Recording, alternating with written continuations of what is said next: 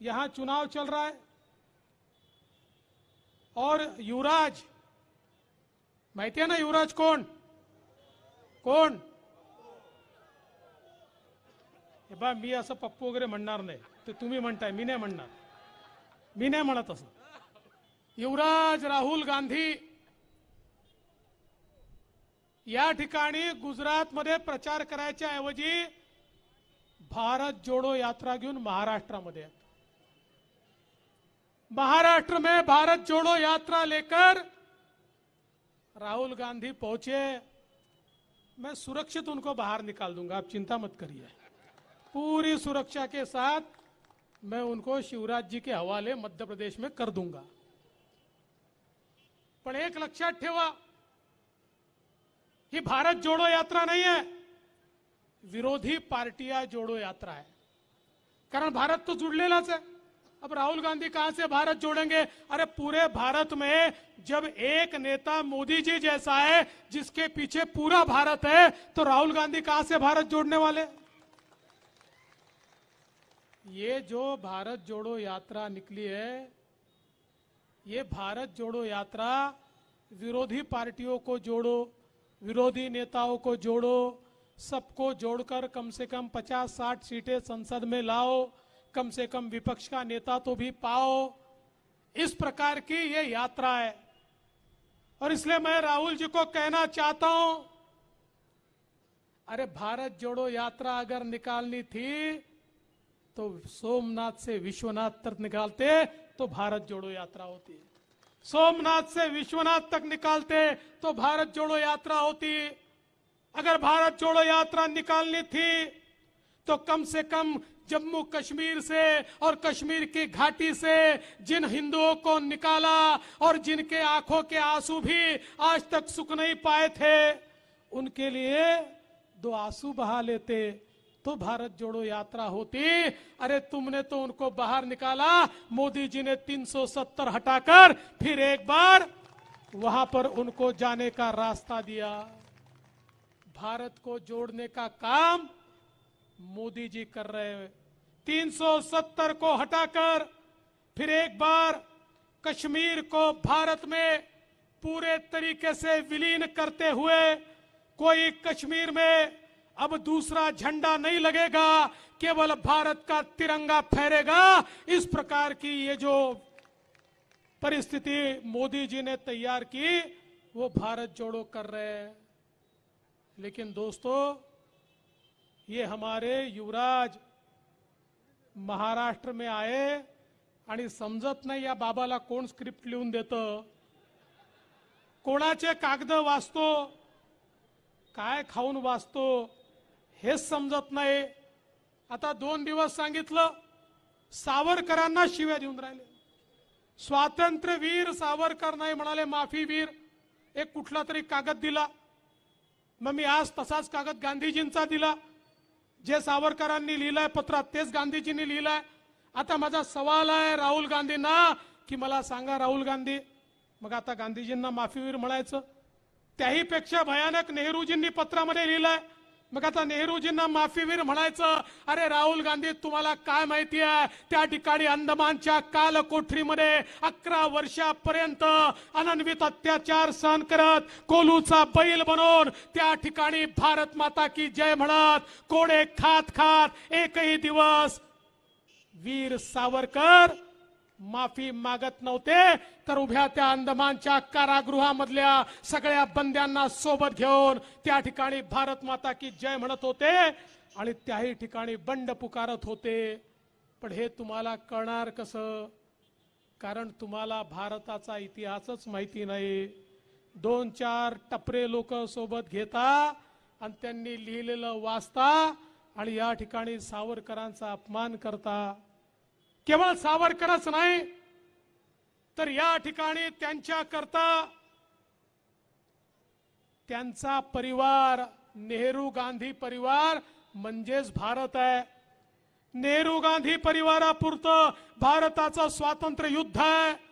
नाहीतर खऱ्या अर्थानं भारत जोडोचं काम हे या ठिकाणी कोणी केलं असेल तर ते सरदार वल्लभभाई पटेलांनी केलं. सरदार वल्लभभाई पटेल जिन्होंने 542 रियासतों को भारत के अंदर लाया, उन्होंने असली भारत जोड़ो का काम किया। लेकिन कांग्रेस ने कभी भी सरदार वल्लभ भाई पटेल जी को वो आदर नहीं दिया, वो सम्मान नहीं दिया।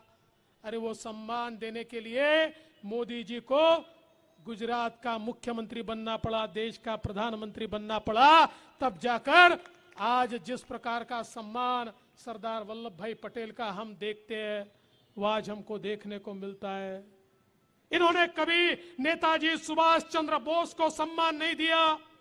नेताजी सुभाष चंद्र बोस, जिन्होंने तुम मुझे खून दो मैं तुम्हें आजादी दूंगा, इस प्रकार की ललकार दी थी, और आजाद हिंद सेना लेकर वो निकले थे, और पहला भारत का झंडा मणिपुर के ऊपर जिन्होंने फहराया था वो नेताजी सुभाष चंद्र बोस। वो तुम्हें अपने नेता नहीं लगते, तुम्हारे लिए तो नेहरू और गांधी तक ये देश सीमित है। और इसलिए मोदी जी में और आप में क्या फर्क है?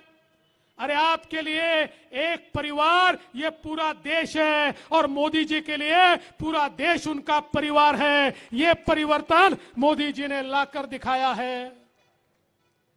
और इसलिए आज जब हम गुजरात को देखते हैं, जिस प्रकार से मोदी जी ने मुख्यमंत्री बनने के बाद गुजरात को बदला, जिस प्रकार से नीति रीति बदली, एक गुजरात का मॉडल तैयार हुआ, और जिसको देखते हुए पूरे देश की जनता ने यह फैसला किया कि अगर देश को कोई संवार सकता है, देश की दशा और दिशा कोई बदल सकता है, तो केवल एक ही है, गुजरात का शेर हमारे प्रधानमंत्री नरेंद्र मोदी जी। और नरेंद्र भाई को पूरे बहुमत के साथ सत्ता हाथ में दी।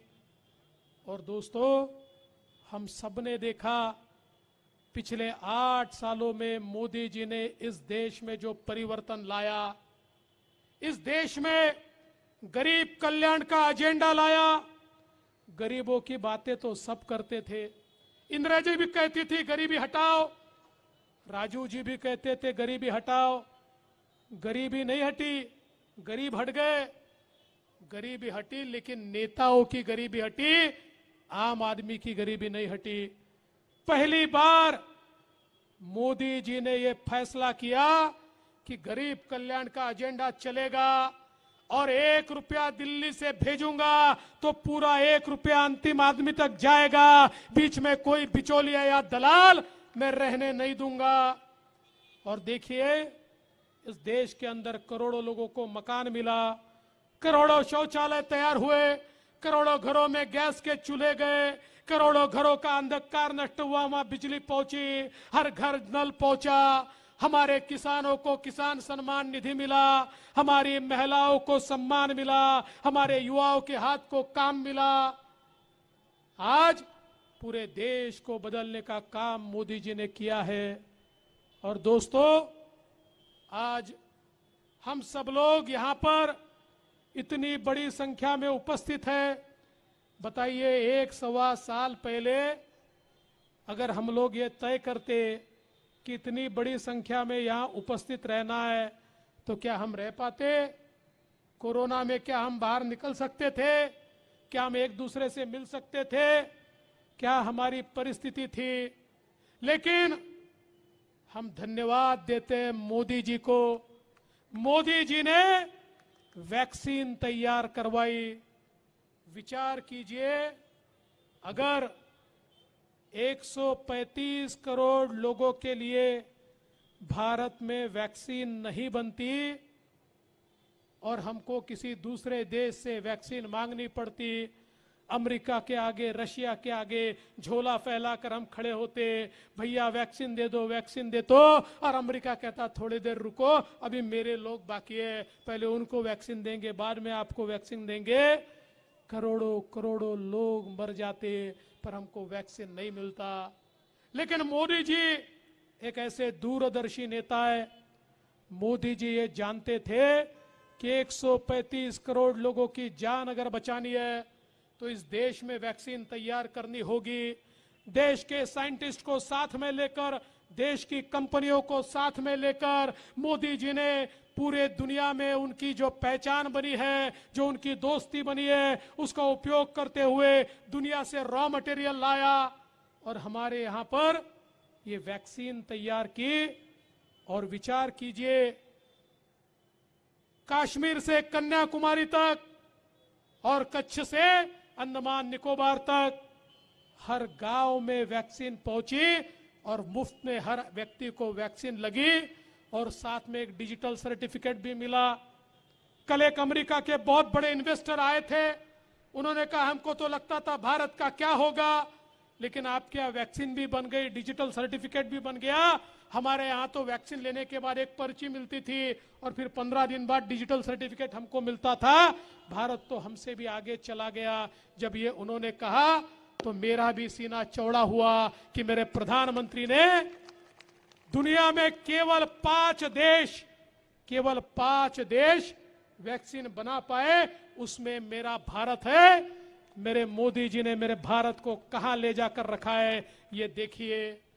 आज हम देखते कि कोरोना के काल में 80 करोड़ लोगों को मुफ्त अनाज, कोरोना के काल में 20 लाख करोड़ का पैकेज, आत्मनिर्भर पैकेज, आज ये सारे हमारे व्यापार उद्योग चल रहे हैं उस पैकेज के कारण चल रहे हैं। दुनिया में मंदी है लेकिन भारत में मंदी नहीं है। भारत की अर्थव्यवस्था दुनिया की सबसे तेजी से चलने वाली अर्थव्यवस्था है और अब हम दुनिया में 5वें नंबर की सबसे बड़ी अर्थव्यवस्था बने हैं। जल्दी ही 3रे नंबर की सबसे बड़ी अर्थव्यवस्था हम बनेंगे। ये सारा करके दिखाया मोदी जी के नेतृत्व ने। इसलिए दोस्तों, चुनाव जरूर गुजरात का है, लेकिन नजरें पूरे देश की इस चुनाव के ऊपर लगी है। और अब तो इस चुनाव में कुछ और लोग भी आए हैं, आए ना दिल्ली वाले। देखो, कुछ लोगों की आदत ऐसी होती है, किसी के घर शादी हो ये नाचने पहुंच ही जाते हैं। आपको पता है, साइबेरिया करके देश है, ये साइबेरिया में जो पंछी होते हैं, जब साइबेरिया में बहुत बर्फ जमा होती है, -40 डिग्री का टेम्परेचर होता है, तो ये साइबेरिया के पंछी उड़कर मुंबई और सूरत में आते हैं। और जैसे ही वहां गर्मी शुरू होती है तो उड़कर वापस चले जाते हैं। ऐसे ये दिल्ली के पंछी यहाँ आए हैं, चुनाव तक रहेंगे और चुनाव समाप्त होगा तो दिल्ली के पंछी दिल्ली में गुल हो जाएंगे। अरे इनका इतिहास ही ऐसा है। अभी मेरे पास गोवा की भी जिम्मेदारी थी, वहां पर भी आए।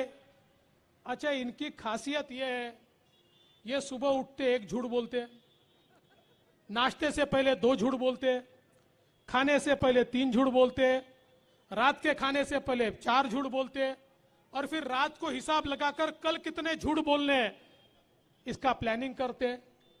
और मैं तो कहता हूं, अच्छा है दुनिया में झूठ का ओलंपिक नहीं है।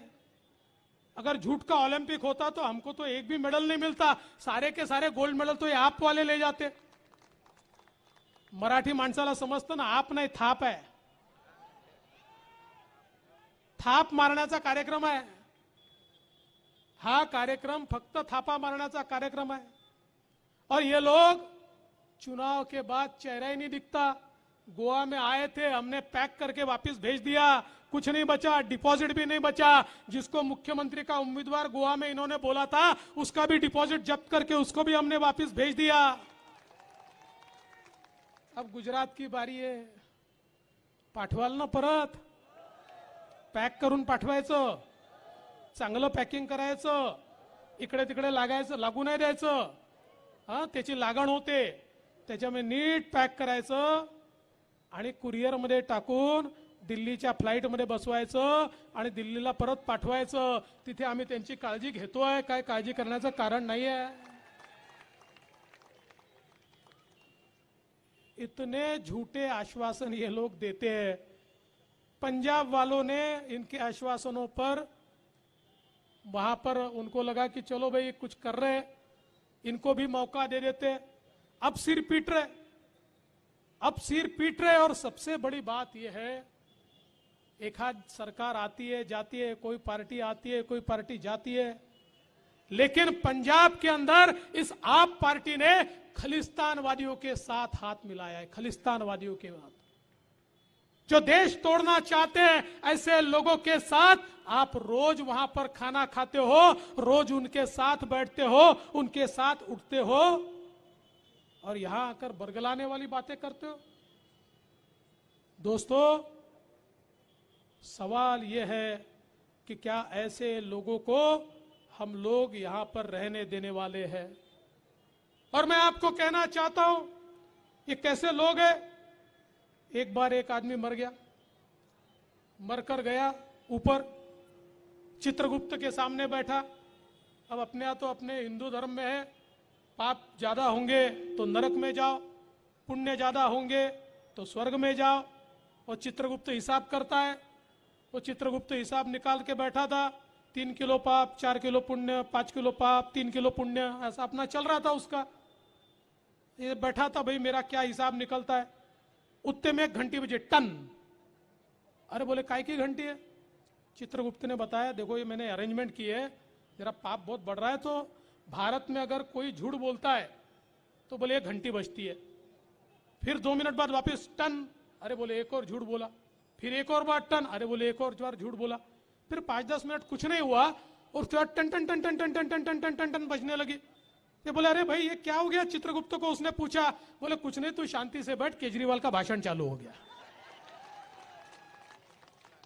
तो ये ऐसे लोग हैं, इसलिए इनके पीछे जाने का सवाल ही नहीं है। इस देश के अंदर जिन्होंने परिवर्तन लाया, ऐसे हमारे मोदी जी, जिन्हें एक वैश्विक नेता के रूप में देखा जाता है, आज विश्व में हमारी साख बनी है। बीच में मेरे पास एक बहुत बड़े देश के एम्बेसडर आए थे, और वो मुझे कह रहे थे कि आपके नेता का तो जलवा ही अलग है। मैंने कहा भाई क्यों? बोले ऐसा है कि पहले यूनाइटेड नेशन में हम लोग जाते थे तो दुनिया के राष्ट्रपति प्रधानमंत्री वहां पर आते, और सारे राष्ट्रपति प्रधानमंत्री ये चाहते थे कि हम 2 मिनट अमेरिका के राष्ट्रपति को मिले, हाथ मिलाए, फोटो खींचे, ताकि हमारी भी साख बने। और इसलिए सबसे ज्यादा लोग अमेरिका के राष्ट्रपति के इर्द गिर्द होते थे। पर अब नजारा बदल गया, कहने लगे अब अमेरिका के राष्ट्रपति के इर्द गिर्द नहीं, सारे के सारे दुनिया के राष्ट्रपति प्रधानमंत्री चाहते हैं कि मोदी जी से आकर मिले, उनसे हाथ मिलाए, और उनके साथ हम एक फोटो खिंचवाए। तो इसलिए दोस्तों, जैसे मोदी जी का कद बढ़ रहा है, देश और दुनिया की ताकतें ये प्रयास कर रही है कि उनके कद को बौना किया जाए। ये प्रयास कर रही है कि कहीं ना कहीं उनको नीचे खींचा जाए, और उसके लिए ये लोग कुछ भी करने को तैयार है। इसलिए गुजरात के चुनाव से एक संदेशा देना है, एक संदेशा देश को, एक संदेशा देना है कि देशवासी मोदी जी के पीछे है। और ये संदेशा देने के लिए गुजरात में सरकार तो बनने ही वाली है, इसमें कोई दो राय नहीं है। लेकिन हमारे अमित भाई ने कहा है कि रिकॉर्ड सीटों के साथ सरकार बनानी है। और आपको पता है अमित भाई तो चाणक्य है। अमित भाई महाराष्ट्र में आ गए तो क्या हो गया, आपने देख लिया। और इसलिए अब जो बात उन्होंने कही है, हमारी बहन संगीता जी यहां पर खड़ी है, 2 बार आपने चुनकर दिया, उन्होंने परिवर्तन करके दिखाया, उन्होंने काम किया है, उनका काम दिखता है, उनका संपर्क दिखता है, जन जन में रहने वाली है, लोगों से मिलने वाली है, लोगों के बीच पैंडेमिक में भी वो उपस्थित थी और लोगों को मदद कर रही थी। इसलिए आपसे इतना ही निवेदन करता हूं, पिछले बार कितने 32,000 वोटों से चुनकर दिया, कम है भैया।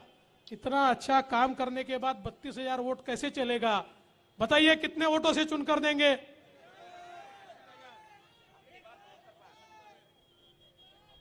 बोलो।